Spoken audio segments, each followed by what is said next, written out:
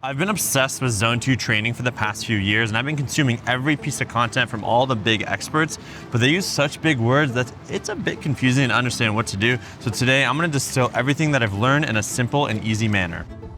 Now, what are we gonna cover in this video? I'm gonna cover what is Zone 2 and actually define it, why it's important and the benefits, how to find your Zone 2, because there's so many different methods, and I'm actually gonna share my data from using my sports watches all the way to a sports lab, and then how the protocol works in terms of like the duration and frequency, and lastly, what I've learned from doing Zone 2 training for the past few years. Let's get into it. Now, why should we care? Zone 2 can help you burn fat more efficiently, improve your endurance, speed up recovery, and even help you live longer. Zone 2 is the secret weapon amongst marathon winners and longevity experts, but so many people are getting it wrong. So let's dive deep into what it actually is. Now, the easiest way to explain what Zone 2 is to use visuals and charts. Just makes it easier. The highest level of energy you can put out while keeping lactate below 2 millimolar.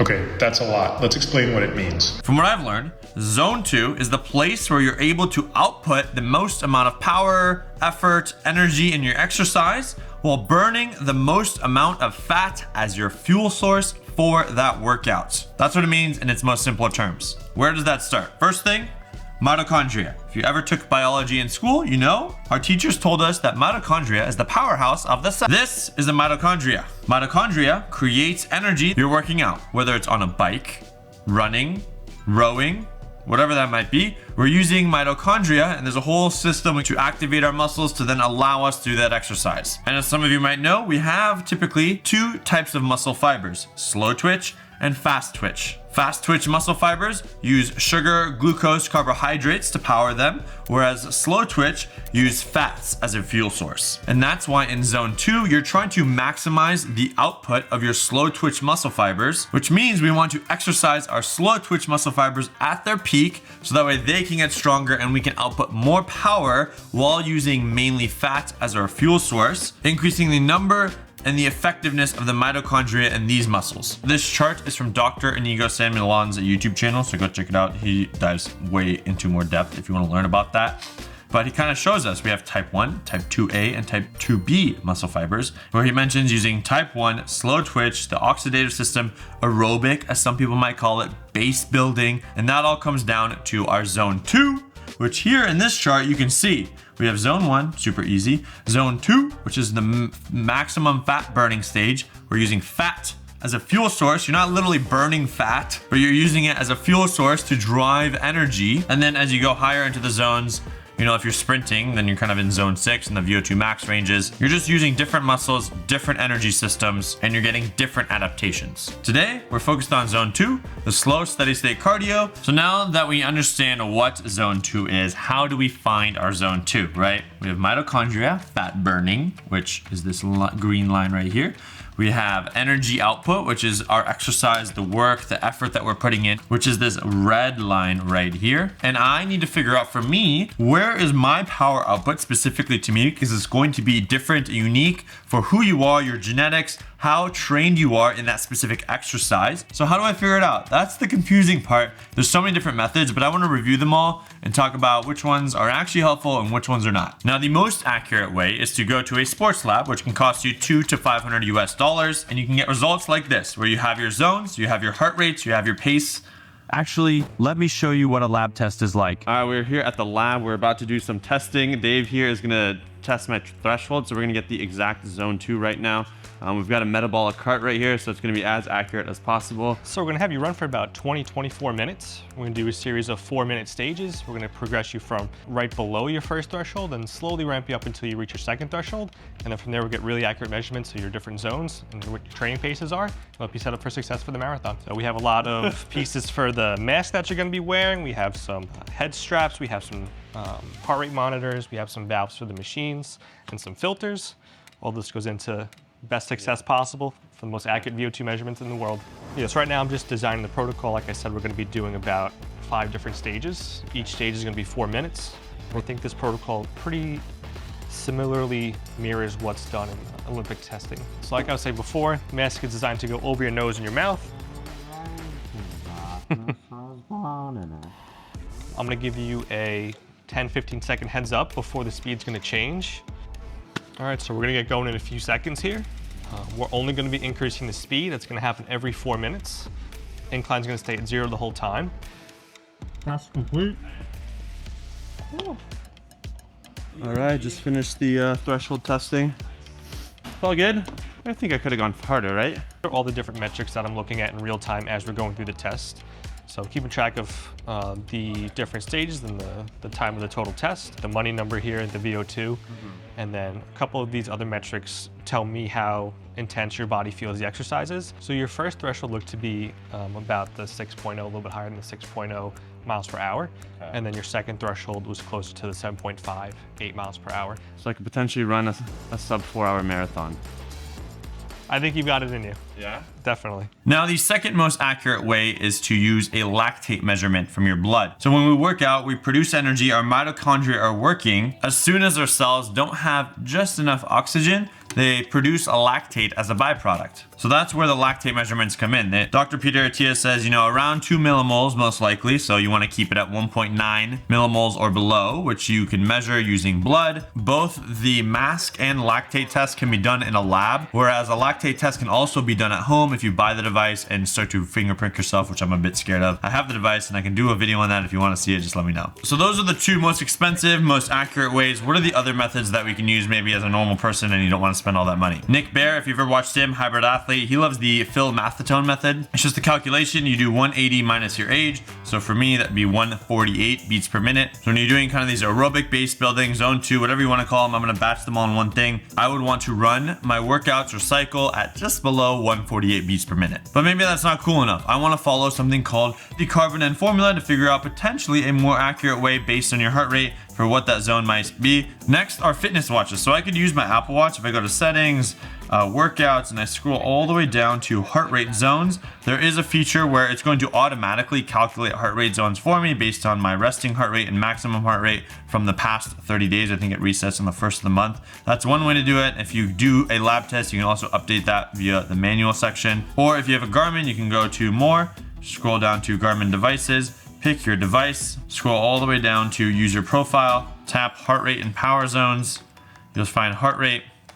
It's going to have your max heart rate, your resting heart rate. I'll tap on zones and it's going to give you your heart rate zones there. If you want to change how it calculates those, they have a couple different methods. I'm just going by the basic beats per minute, which most people might argue your zone 2 is 60 to 70% of your max heart rate. And the last and final version is doing conversational pace, which some people might call the talk test, or you can also use RPE, which is rate of perceived exertion. But that just means you're able to have a conversation with someone, maybe not in the most comfortable way, but you're able to talk. You're not like you're slightly challenging yourself, but you're still able to converse. And that's the cheapest, easiest way. There are no metrics, no numbers. You don't need a watch. You don't need a phone. You don't need anything. Let's go through all the different variations and see which method is going to give me the most accurate zone 2 data based on a sports lab. Now that we know about zone 2 and mitochondria, one thing that I've been taking to help optimize myself even further is MitoPure from Timeline. One analogy I really like to think of is MitoPure is kind of like Pac-Man. They're chomping up your old mitochondria that makes you feel sluggish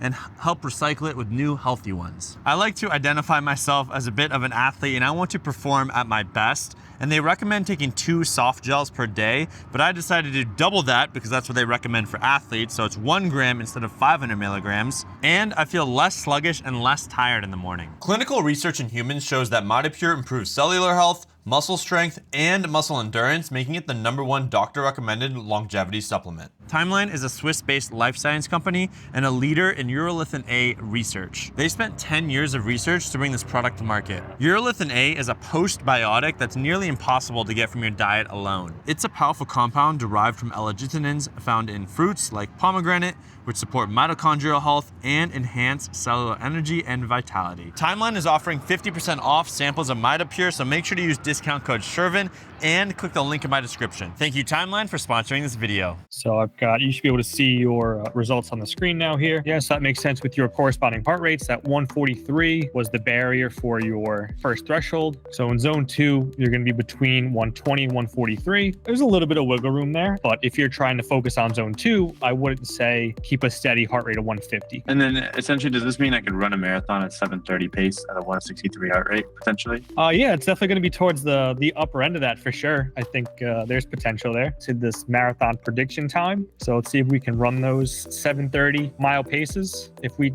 had Shervin last week or whenever we saw you, about the 8-minute pace or so, your Garmin says. Well, I guess 3:46 for the marathon prediction. That sounds like it's pretty accurate. Awesome. Thank you, Dave. Really appreciate it. Now I've put all the different zones I've got from all my different devices, from the Sports Lab, the Apple Watch, my Garmin, my Whoop, the Carvenin formula, the math method, and the talk test RPE is always going to change, so that's a bit hard to do. But let's see how they compare.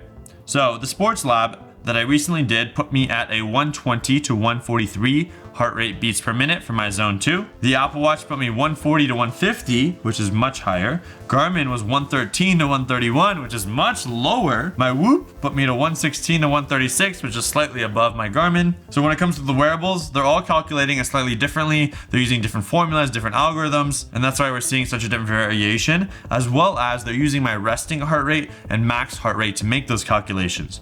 So if we go to those devices, they actually had different max heart rates from 186, 189 to 194, as well as different resting heart rates. So that most likely impacted the heart rate zones that I was automatically given by these wearables. What I do like about the wearables is that they will update their calculations as your resting heart rate, your max heart rate change over time. The downside of the formulas like the Carvenin and the math method is that number doesn't really change. There are specifics in the math method where you might do ±5, ±10, depending on, if you're more or less trained. But outside of that, your zone 2 isn't going to change with these set formulas. So for me, just looking at this and having done multiple zone 2 sports lab tests, the very first time I did it, I think my zone 2 was 130 to 131, which is a very small, tight range. And then at some point I got up to like 143, 144. And now that I'm a bit detrained as I'm prepping for the New York City Marathon, it seems to be decently okay. I love my zone to be a bit higher, but I've realized that I can't trust my wearables as much to define my zone 2. The best ways are probably to spend money on the Sports Lab, which I'll have the one that I use linked down below,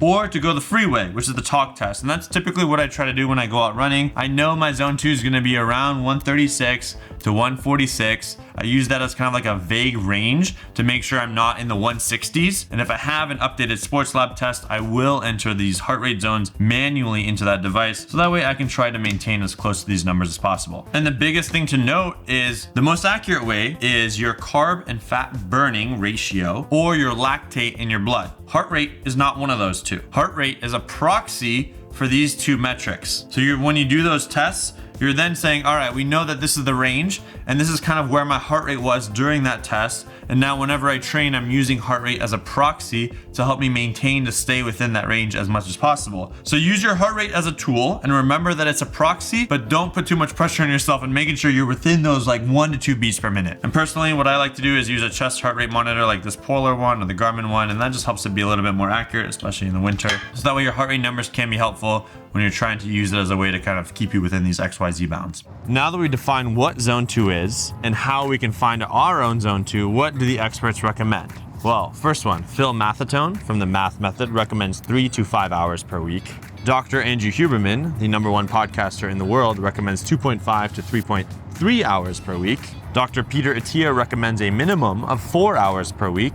And Dr. Inigo San Milan recommends 5 to 6 hours per week. So they just keep increasing. But this is to allow maximizing fat burning in your aerobic zone and minimizing injury risk. So now knowing this, how do I apply that to marathon training or longevity? If you want to maintain your mitochondrial function, you want to do about 3 days of zone 2 per week.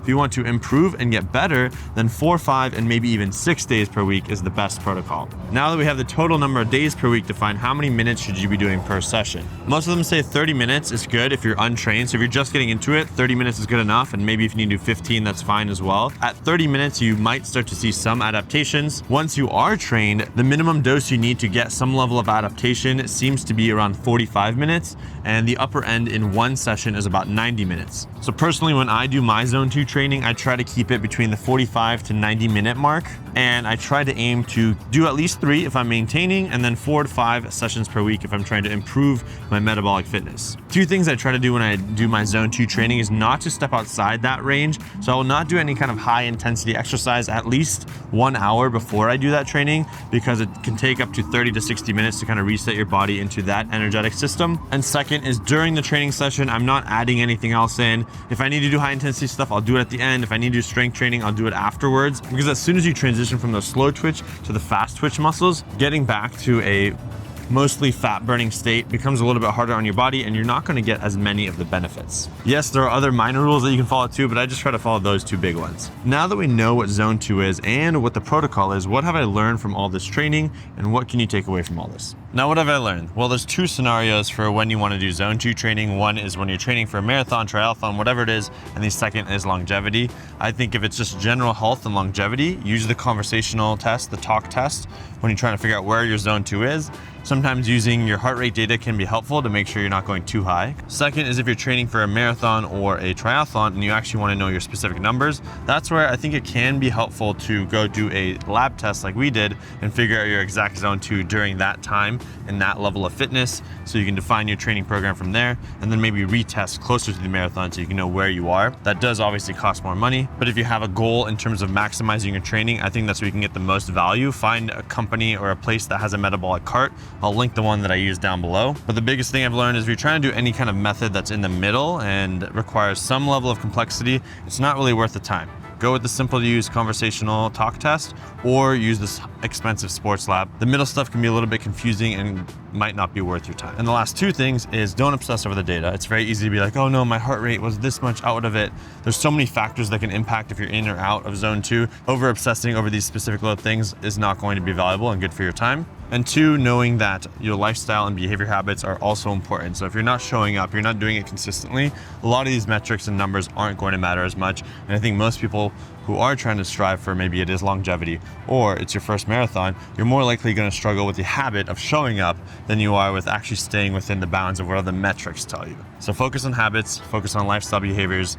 Don't obsess over the numbers. I want to hear, what kind of mistakes have you made with your zone 2 training? How are you measuring it right now? What protocols are you following? Let me know in the comments below. And since you enjoyed this video, go watch my video where I trained zone 2 training for 3 months. I shared my before and after results via a sports lab test. It'll be linked right here. Subscribe to notifications. Follow me on all the socials at Shervin Shares. We'll see you in the next one. Peace.